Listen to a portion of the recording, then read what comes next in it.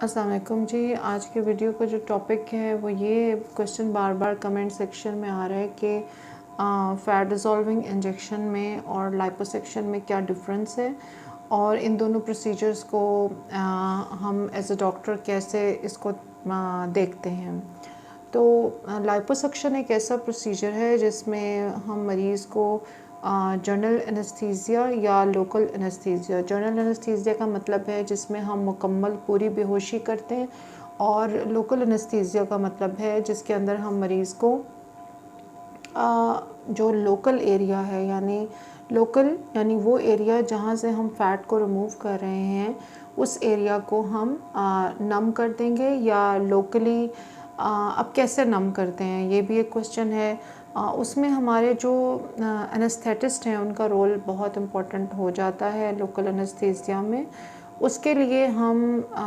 अमूमन अगर टमी का एरिया है या पेल्विक एरिया है या थाइज़ हैं, जो क्लाइंट की जो थाइज़ हैं वो मोटी हैं या पेट बहुत मोटा है, या हमने लव हैंडल से मफ़िन टॉप से फ़ैट निकालना है, तो फिर हम अमूमन मेरी प्रेफरेंस होती है कि हम सैक्रल ब्लॉक दे लें, जिसमें हम सैक्रल नर्व जो पीछे से नर्व ब्लॉक होती है पेल्विक एरिया में, उसमें हम नर्व ब्लॉक लोकली दे देते हैं और वो पूरा एरिया 2-3 घंटे के लिए प्रॉपर्ली नम हो जाता है। फिर आपने देखा होगा अक्सर वीडियोस में एक काफ़ी लंबा सा एक वो होता है,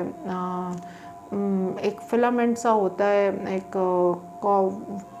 एक वो होता है सक्शन पंप होता है लंबी फॉर्म में, एक लोहे की ट्यूब सी होती है या एक वैक्यूम ट्यूब होती है, जो हम क्लाइंट का जो वो एरिया है, वो पॉकेट है जहाँ से हमने फ़ैट निकालना होता है, वहाँ इंसिजन दे के सर्जन जो है वो अंदर उसको इंट्रोड्यूस करते हैं, एंटर करते हैं, और फिर सारा फ़ैट इस तरह से मूवमेंट हो रही होती है और सक हो के एक जार में फ़ैट जमा हो रहा होता है। अच्छा, अब ये एक अच्छा प्रोसीजर है, लोकल एनेस्थीसिया में भी हो रहा है। मेरा लाइपोसक्शन के बारे में वैसे बहुत अच्छे मेरे रिव्यूज़ थे पहले, लेकिन जब से मैंने एस्थेटिक क्लिनिक रन करना शुरू किया है, प्रोबेबली शायद मेरे पास काफ़ी ख़राब केसेस आए हैं या मैंने देखे ख़राब केसेस हैं। ऑल्दो मेरी अपनी टीम पे लोग हैं जो लाइपोसक्शन करते हैं, और हम बहुत सारे ऐसे क्लाइंट्स हैं जिनको जो केस ही लाइपोसक्शन का होता है, इंडिकेशन ही लाइपोसक्शन की होती है, तो हम उसमें करते भी हैं। लेकिन जो ओवरऑल कुछ मैंने बैड इसमें एक्सपीरियंसेस लोगों के देखे हैं, उसमें जब टमी टक साथ नहीं होता लाइपोसक्शन के, तो उनकी जो पेट की या टांगों की जो झिल्ली है, स्किन है बाहर की, वो फिर झुर्रियों की हालत में लटकी हुई होती है। ऑल्दो जितने भी समझदार जो डॉक्टर्स हैं, प्लास्टिक सर्जन्स हैं, विद ऑल ड्यू रिस्पेक्ट, वो बहुत अपने क्लाइंट्स को अच्छा गाइड करते हैं, स्किन को साथ ही काट के टक दे के टमी टक या स्किन टाइटनिंग प्रोसीजर के अंदर शामिल करते हैं। लेकिन मेरे पास बहुत सारे ऐसे केसेस रिपोर्ट हुए हैं इन दीज फ्यू ईयर्स, जिनके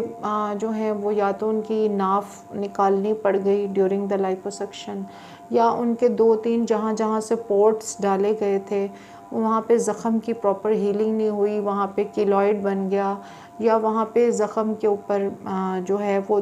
उन जगहों पे फिर जो बचा हुआ फ़ैट था पेट का, वो बाहर को निकल आया और वहाँ पे डिफरेंट पेट के अंदर डिफरेंट किस्म के फ़ैट के गोले बन गए। तो वो फिर उन फ़ैट के उन एरियाज़ को रिज़ॉल्व करने के लिए और डिज़ोल्व करने के लिए हमारे पास आए कि जी अब आप यहाँ पे फ़ैट डिज़ोल्विंग इंजेक्शंस लगा दीजिए। तो एक मेरे पास 2-3 केसेस ऐसे भी रिपोर्ट हुए हैं जिनमें जो ख़वातीन हैं, बच्चियां हैं, उनकी जो लेग्स में से बहुत उनकी जेनेटिकली टेंडेंसी थी फ़ैट की डिपोजिशन की इन द लेग्स और थाइज़ और लेग्स में। तो उन्होंने जब थाइज़ और लेग्स की लाइपोसक्शन करवाई तो एक टांग जो थी वो मोटी रह गई और एक टांग जो थी वो पतली रह गई, और थोड़ा सा ऐसा भी एलिमेंट आया कि उनकी एक हिप जो थी उसके अंदर बहुत बड़ा वो डेंट सा पड़ गया है, जिसमें अब वो फिलर डलवाना चाह रही हैं और थ्रेड्स डलवाना चाह रही हैं और दोनों टांगों को इक्वल करना चाह रही हैं विद एस्थेटिक प्रोसीजर्स। आ जाएं बेटा। आ जाए।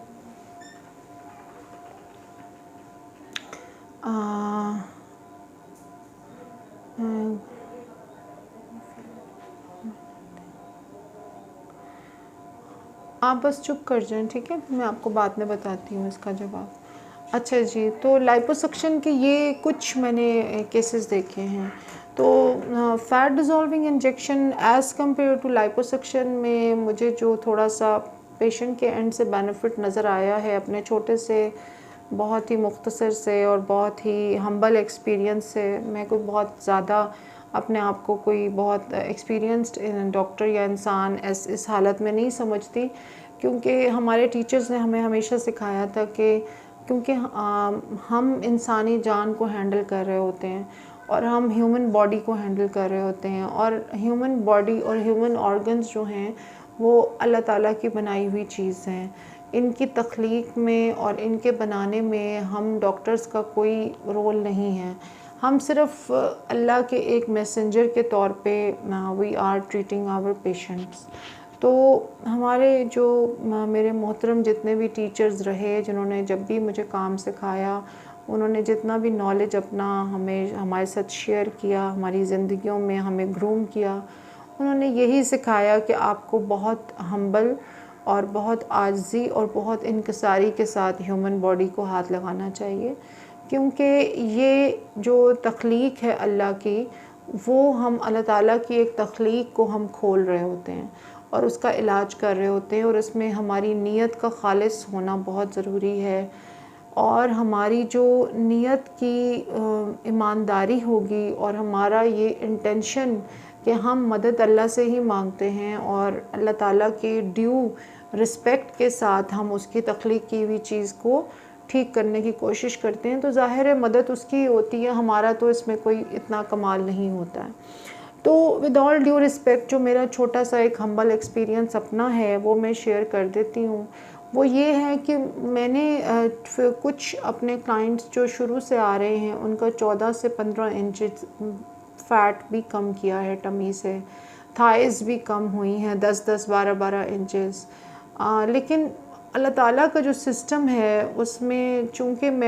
हम कोई इंसिजन या कोई वूंड या कोई एंट्री पॉइंट से एंटर नहीं होते, और हम सिर्फ नमिंग करते हैं 30-40 मिनट्स की नमिंग क्रीम से, और उसके बाद उसकी मैपिंग करके हर 2 to 3 सेंटीमीटर्स पे हम इंसुलिन सिरिंज से या दूसरी सिरिंज से हम इंजेक्शंस लगा देते हैं, और 2 मंथ्स के बाद क्लाइंट को बुलाते हैं विद थोड़ा सा डाइट का समझाते हैं, थोड़ा सा लाइफस्टाइल का समझाते हैं। अल्लाह के फ़ज़ल से जब इस तरह से फ़ैट मैंने देखा है कि जो डिज़ोल्व हुआ है, उस फ़ैट के अंदर के डिज़ोल्व होने में बहुत सिमेट्री रही है। इतना बड़ा डिफरेंस नहीं आया जितना कि मैंने लाइपोसक्शन के साथ देखा और सुना है।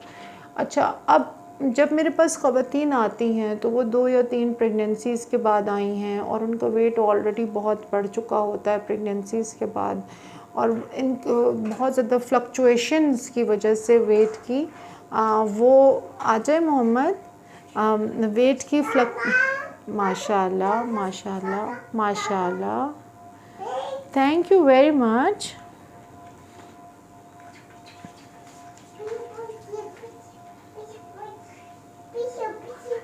Thank you. तो वेट की बहुत ज़्यादा फ्लक्चुएशंस की वजह से होता ऐसे है कि ख़वातीन जो होती हैं उनकी ऑलरेडी या तो एक जो थाई होती है, एक लेग होती है, या एक साइड बॉडी की ज़्यादा हैवी होती है और एक साइड फ्यू इंचेस जो है वो थोड़ी सी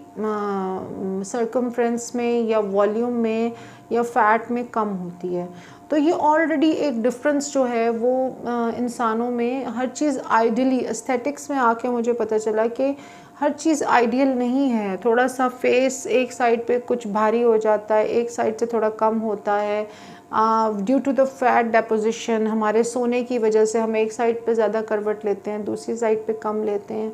और फिर जैसे जैसे हम पतले मोटे होते रहते हैं उससे भी बहुत फ़र्क आता है हमारे पूरे बॉडी के स्ट्रक्चर में। तो ऑल्दो एक साइड थोड़ी सी भारी या एक साइड थोड़ी सी कमज़ोर होती है, फ्यू इंचेस का डिफरेंस हम जब पहले फैट डिज़ोल्विंग लगाने से पहले भी होता है, लेकिन जितना मैसिव डिफरेंस मैंने और डिस्प्रपोर्शनेट जो मैंने लेग्स देखी हैं आफ्टर लाइपोसक्शन, अब और या फिर जो मैंने हिस्ट्री सुनी है विद क्लाइंट्स जो कि बेड से नहीं उठ पाते या 2-2 महीने उनको बिस्तर पे रहना पड़ता है पोस्ट सर्जरी में, तो ये इस किस्म के मामलात फ़ैट डिज़ोल्विंग इंजेक्शन या स्लिमिंग ड्रिप में नहीं हैं। तो बहरहाल जहाँ लाइपोसक्शन बहुत खूबसूरती से की गई है, जिन सर्जन्स को अपने काम पे कमाल हासिल है, उनके बहुत खूबसूरत रिज़ल्ट्स भी मैंने देखे हैं। बहुत ख़वातीन जो हैं वो लाइपोसक्शन विद टमी टक करवा के आई हैं, तो वो बहुत प्यारे रिज़ल्ट्स हैं उनके। तो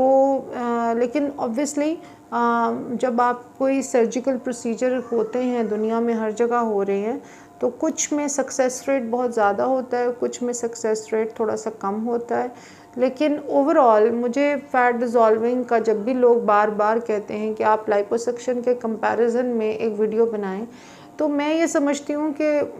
ये दो बहुत डिफरेंट प्रोसीजर हैं। वो एक सर्जिकल प्रोसीजर है और ये एक एस्थेटिक प्रोसीजर है। इनका वैसे तो आपस में कोई मुकाबला नहीं है, और क्योंकि वो थिएटर में होने वाला प्रोसीजर है और ये प्रोसीजर हम क्लिनिक में वैसे ही कर लेते हैं, तो इसलिए इनका बुनियादी तौर पे वैसे तो कोई कंपैरिजन नहीं बनता लॉजिकली। लेकिन क्लाइंट्स की और बहुत कमेंट सेक्शन में और इनबॉक्स में इतनी फरमाइशें इस वीडियो की आईं कि मैंने सोचा कि मैं इस पे वीडियो बना दूं कि लाइपोसक्शन और फ़ैट डिज़ोल्विंग इंजेक्शन में क्या डिफरेंस है, क्योंकि लोग काफ़ी आजकल कंफ्यूज हो जाते हैं। काफ़ी सारे प्रोसीजर्स आए हुए हैं और उसकी भी डिमांड आई हुई है कि क्रायो फ्रीजिंग पे वीडियो बनाएं, कैविटेशन थेरेपी पे वीडियो बनाएं, वार्म लेज़र पे वीडियो बनाएं टू फैट डिज़ोल्व। एक्चुअली मैं अपने क्लिनिक में सिर्फ वही मशीन्स और वही चीज़ें लेके आई हूँ जिनका मुझे वाकई पता है कि उनका सही रिज़ल्ट निकलता है, क्योंकि मेरे में यकीन मानिए इतनी हिम्मत नहीं है कि मैं किसी से पैसे लूँ और फिर रिज़ल्ट ना आए तो मुझे बहुत एम्बैरेसमेंट होगी। इसलिए मैंने बहुत रिसर्च की थी और रिसर्च के बाद मैंने क्लिनिक में सिर्फ वो चीज़ें इंट्रोड्यूस की हैं जिनमें मैं वाकई ही प्रॉपर रिज़ल्ट दे भी सकूं और अपने क्लाइंट्स को सेटिस्फाई कर सकूं। मुझे ऐसे लगा है अपनी रिसर्च से, जो बहरहाल आई टोटली अंडरस्टैंड कि मेरी रिसर्च गलत भी हो सकती है और लोगों का एक्सपीरियंस मेरी रिसर्च से मुख्तलिफ भी हो सकता है या मेरे एक्सपीरियंस से मुख्तलिफ हो सकता है, क्योंकि मैंने कैविटेशन खुद कराई, मैंने क्रायो खुद कराई, मेरे कई फ्रेंड्स ने कराई, हमें इसका कोई ख़ास रिज़ल्ट कभी नहीं मिला। हो सकता है कुछ लोगों को बहुत अच्छा मिला हो, इसलिए मैं सिर्फ अपना एक्सपीरियंस शेयर कर रही हूँ, मैं इस पर कोई वर्डिक्ट पास नहीं कर रही हूँ। तो अब मैं ऐसे प्रोसीजर्स पे भाई वीडियोस नहीं बना सकती जिन पे मैं बहुत ज़्यादा बिलीव नहीं रखती हूँ। मेरा ख़्याल है कि सिर्फ मैं उनका इंट्रोडक्शन दे दूँगी अगर कभी मुझे टाइम मिला, लेकिन उनका मैंने कोई अपनी लाइफ में अभी तक पिछले 5-7 साल से हम डिफरेंट लोगों को मैं प्रोसीजर्स लेते हुए देख रही हूँ, मुझे उन प्रोसीजर्स का कोई ख़ास रिज़ल्ट नज़र नहीं आया अभी तक। तो आई होप लाइपोसक्शन और फ़ैट डिज़ोल्विंग इंजेक्शन के बारे में काफ़ी मैंने इन्फॉर्मेशन शेयर कर दी है। लाइपोसक्शन कराने के लिए हमेशा बहुत ही ऑथेंटिक सर्जन से रब्ता करें और कोशिश करें कि ऐसा कोई काम ना करें जिससे आपको बाद में पछताना पड़े। आ जाएं बेटा, आ जाएं।